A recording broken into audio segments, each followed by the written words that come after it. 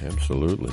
I know one guy who's always at work. Yeah. Always on the job. That would be Matt Archbold, creator of Creative Minority Report. We always like to find out what's on his mind because you never know where it's going. Good morning, Matt.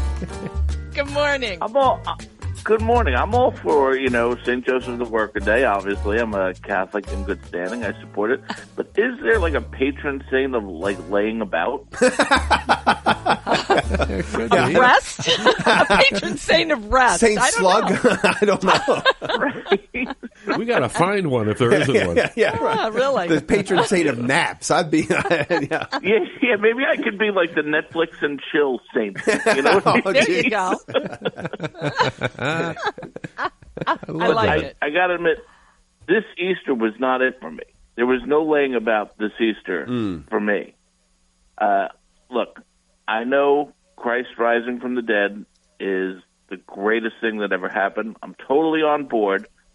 But the day comes with problems. Let's be honest. So I go to daily Mass. My family and I are in the pew every Sunday. And then comes Easter, and now I have to fight for my pew. Oh, my goodness. So, yeah. This gets ugly. I hate to even share it with you and your listeners. But I have me, my wife, and 5 kids. That's 7. My sister-in-law and her husband are showing up with their 3 kids. So that's a whole pew that needs to be saved, right? Mm-hmm. Yeah. It's called the Archbold pew. We all know that. Mm-hmm. Exactly. Yeah. Exactly. There's no sign or anything, but everyone should know that. Right? So I get ready first Easter morning because I'm a dude, and I have a lot of daughters, and they're all still running around getting ready, doing things with their hair. I don't have hair, so that's good. Yeah. So I am sent to be like the scout. Oh, I got to go save the pew. The guardian of the pew. Exactly. So I have to guard a whole pew, not just a section of a pew, a whole entire pew, because we're like 12 people. Right? And, of course, they're not showing up until, like, right before Mass. So I am fighting off people. So I go in, and right away, there's already someone in my pew. But I'm okay. I adapt. I haven't seen this person before, but I'm delighted that they are at church. I've read The Prodigal Son. I know how this is supposed to go, right? Did they have to be exactly in my pew?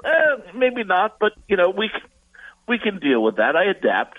So I move 2 pews up. I'm all cool. But then every family that comes in seems to want my pew, and I keep having to tell people, no, this pew's taken, and, a lot of grumbling and a lot of, the whole pew. And I'm like, there's a lot of us, ha-ha. So I'm fighting a 2-front war because I have both sides of the pew I'm getting attacked on, right? This is very, very difficult. So as I'm explaining to this beautiful family with 2 babies, and and I see them in Mass a lot, then I feel bad, shooing them away. But my family, I want to sit with my family, so I'm sending them away. When this lady with a walker sneaks in on the other side. Oh, my goodness. And she sits down. Now, I go over to tell her, but there she is with her walker. Am I really going to send her away? Yeah. So I relent. And I say, okay, now it's going to be the Archbold and the old lady with the walker. My family finally shows up. We scrunch in up against the old lady with the walker. But then at communion, a funny thing happened. She stands up and goes to receive the body of Christ without the walker. Oh! She walks out. Oh! So, either I just witnessed an Easter miracle. You did. I got played. Oh, my. So I got to ask you, though, Matthew, did you deputize her when she sat down there and you said, okay, you watch that that yeah, right. That's right. No, that would have been smart. That would have been very smart. Now, 2 points. When you do this, when you're guardian of the pew, I have some Mm. background in this. You take 12 coats and 12 purses with you. You have to take them with you. Yes. And you lay them out. That's right. Yeah. They're all over the pew. And then the second thing is, and Eileen has said this to me. She's like, Dave, I'm a little worried about your health. You could lose some weight. I said, how will I guard the pew? If I don't have the weight, how in the world will I guard the pew? It's self-sacrifice on my part to make sure that I can guard that pew, and I'm dedicated to it. That's a beautiful story. That's really beautiful.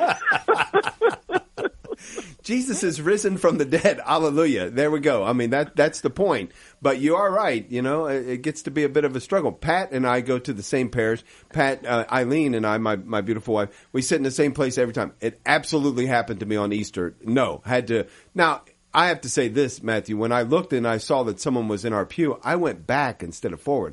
I don't know what it says about you, but you went forward. You decided to go closer. Look, like I said, I've read The Prodigal Son. I know we're supposed to be, be happy that this person is here. But does he have to be exactly right there? I'm a little back and forth on that. But I know who the good guys are and the bad guys are in the Bible. I want to be with the good guys. That doesn't mean I can't grumble a little bit about being such a good guy. And I found the patron saint of rest for you, Matthew. Oh, here we go. There is one. Saint Joseph of Cupertino. He is the patron saint of rest. There you go. Of pilots and rest. And we don't want them to do that at the same time. Time. No, rest. I wonder why he's the patron saint of rest.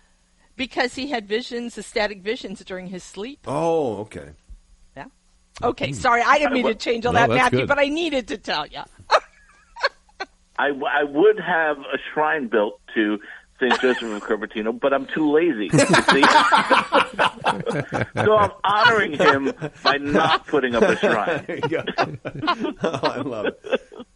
Fabulous stuff. All right, Matthew, so between now and Christmas, you're going to have to go to the dollar store and buy a bunch of purses and a bunch of coats so you can be prepared for Christmas. Yeah, that's right. I'll bring in like a bunch of dummies, and just line them up. Yeah. Ron and I are not available that day. Sorry. We might be busy, yeah. Thank you for not including me in that. I would never include you. You class up the place. We know that. CreativeMinorityReport.com. Check that out. Matthew Archbold, I love what's on your mind all the time, so thanks for joining us. God bless. Thank you, man. Have a great day. All right. More to come here as morning offering continues. Stick around.